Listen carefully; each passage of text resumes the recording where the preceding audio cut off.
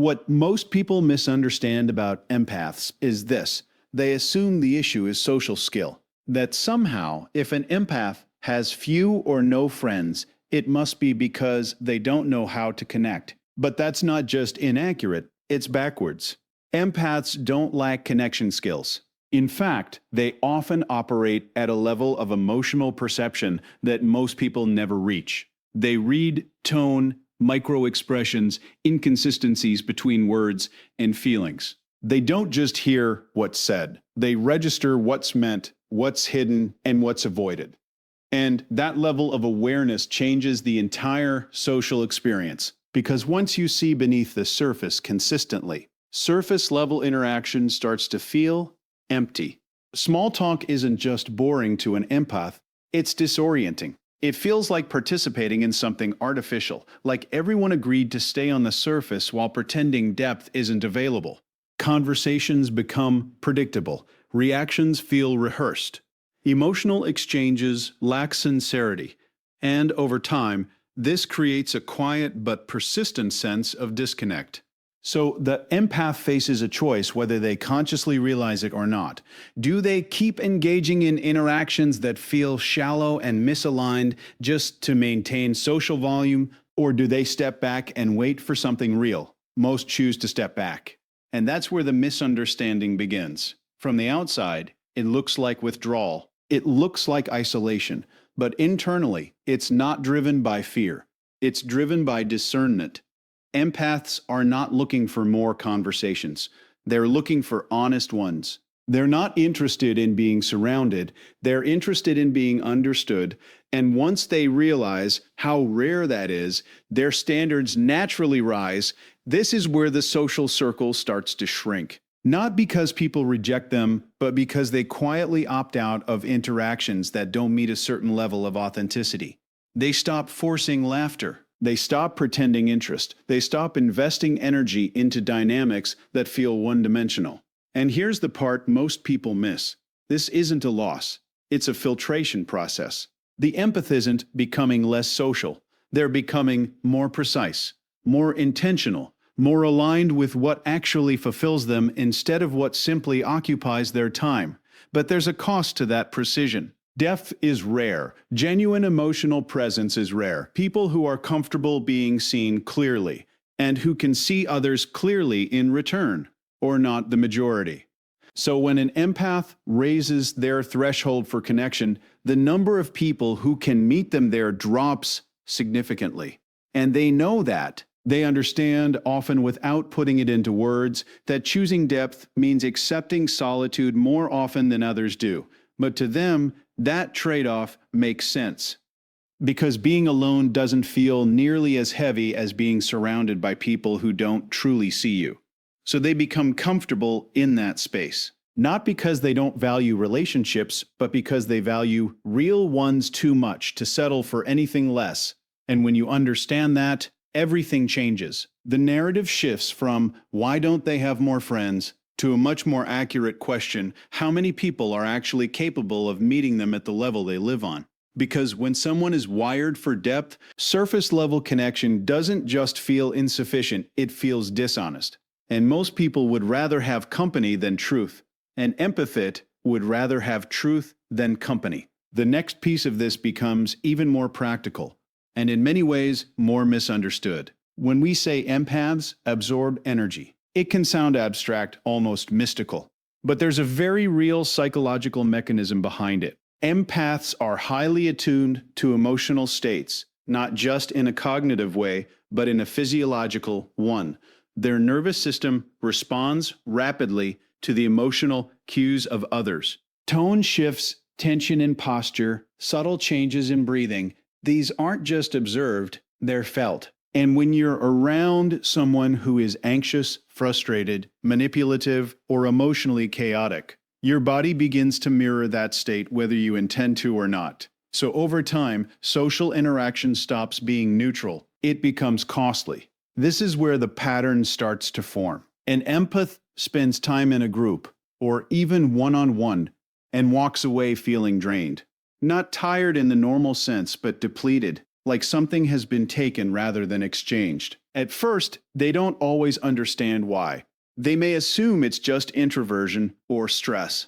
But as the pattern repeats, the cause becomes clear. It's not the presence of people that drains them. It's the quality of emotional energy those people carry. And here's where it gets more precise.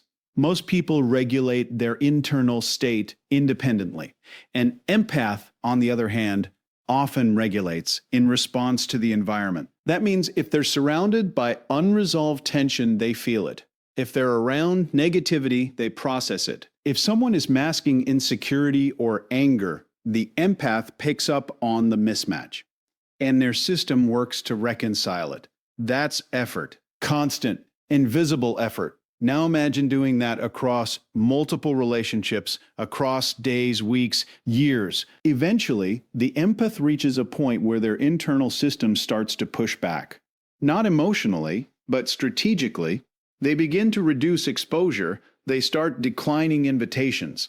They limit conversations. They become more selective about where they did go, who they see, and how long they stay. Not because they've lost interest in people, but because they've recognized a pattern of energetic imbalance. This is where outsiders often misread the situation. It looks like withdrawal, avoidance, or even disinterest. But in reality, it's a form of calibration. The empath is learning to protect their baseline.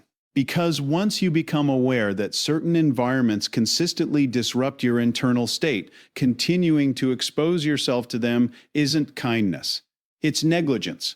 And empaths, especially after enough experience, stop neglecting themselves. They start asking different questions. Instead of, how do I maintain this relationship? It becomes, what does this interaction cost me? And is it worth it? That shift alone changes everything. And here's the critical point. Most people don't even measure relationships this way. They measure based on history, obligation, proximity. Empaths measure based on impact. How do I feel during this interaction? How do I feel after it? Is there mutual regulation? Or am I the one constantly stabilizing the dynamic? When the answer becomes consistently one-sided, the empath doesn't argue.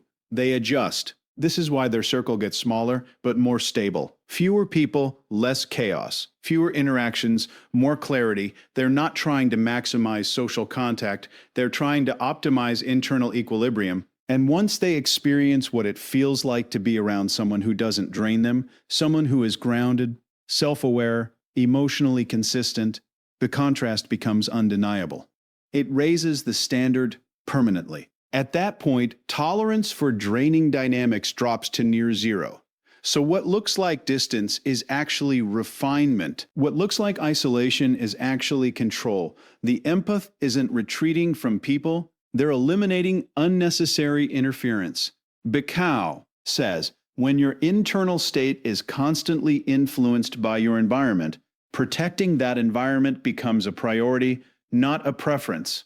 And the truth is simple. If being around someone consistently leaves you feeling worse than you did before, that's not connection. That's consumption. If you follow this pattern far enough, you start to see a third factor emerge, and this one is less about wiring and more about experience. Because it's not just that empaths feel deeply or pick up on energy.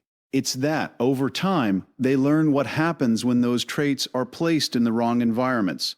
Empaths tend to operate with a high degree of tolerance. They give people the benefit of the doubt. They rationalize behavior. They look for context, for underlying pain, for reasons that explain why someone acted the way they did. And in isolation, that's not a weakness. That's advanced social intelligence. But in the real world, that ability often gets misused. Because when you consistently understand people more than they understand themselves, you also become easier to overlook. Your boundaries become flexible, your patience becomes expected, and your willingness to stay even when something feels off creates an imbalance that others, consciously or not, learn to rely on. So the empath gives more. They listen longer, they forgive faster. They carry emotional weight that was never assigned to them, but they pick it up anyway because they can. And for a while, it works. The relationship continues. The connection appears stable. But underneath that surface, there's a growing asymmetry. One person is investing energy, the other is consuming it. Now here's where it shifts, because eventually, repetition creates clarity. The empath starts to notice patterns, not isolated incidents, but consistent dynamics. They begin to see that certain people only show up when they need something. That apologies don't lead to change, that their understanding is not being reciprocated, it's being depended on. And this is a critical moment. Because at this point, the empath has enough data to make a different decision. The question is whether they will. Some don't.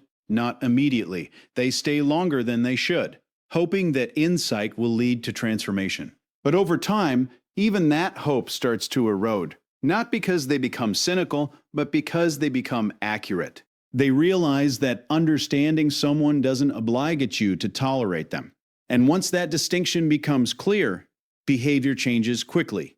The empath stops over-explaining. They stop justifying other people's actions. They stop trying to manage outcomes that were never theirs to control. And most importantly, they stop giving at a level that isn't being matched. This is often where people around them become confused, because the empath, who was once always available, always patient, always accommodating, suddenly isn't. But what looks like a personality change is actually a boundary correction. They haven't become colder, they've become more precise. They're no longer responding automatically, they're responding selectively, and that shift alone disrupts every dynamic that was built on their previous overextension. Some relationships fall apart at this stage, not because the empath did something wrong, but because the relationship was never balanced to begin with.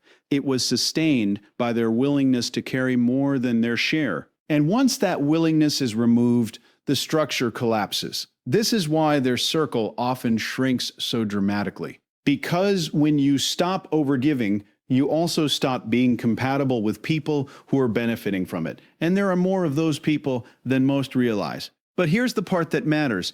This isn't loss in the traditio. Now sense, it's exposure. It reveals which connections were mutual and which were conditional. And for the empath, that clarity is worth the reduction. Because once you have experienced what it feels like to be used, misunderstood, or emotionally depleted in a pattern, not a moment, but a pattern, you don't unlearn that lesson. You integrate it. You become harder to manipulate, harder to access without intention, and far more aware of where your energy is going and why. So when you see an empath with very few people around them, understand that you're not looking at someone who failed to build relationships. You're looking at someone who learned through repetition which relationships were never real to begin with. And the conclusion they arrive at is simple, but not easy. Empathy without boundaries isn't kindness. It's self-abandonment. If you take everything we've discussed, depth over surface, sensitivity to energy, and the lessons learned through being overextended, it all leads to a final shift in priority. And this is where the empath fundamentally separates from the majority of people. At some point, they stop asking, how do I maintain connection? And start asking, what kind of life actually feels right to live? That question changes the entire framework. Because most social behavior is driven by an unconscious need for validation.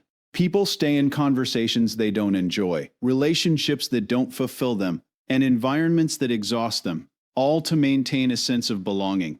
There's a trade being made, authenticity in exchange for acceptance. Empaths become aware of that trade, and more importantly, they start to reject it.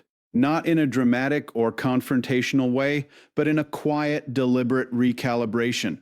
They begin to notice that every time they ignore their internal signals, every time they tolerate noise, tension, or superficiality, the sense of peace deteriorates. And over time, that cost becomes too obvious to ignore. So they make a decision that most people avoid for as long as possible. They choose internal alignment over external approval. And that's where their lifestyle starts to look different. They spend more time alone, but it doesn't feel like deprivation. It feels like clarity. Without constant external input, their thoughts settle, their emotions stabilize, their awareness sharpens.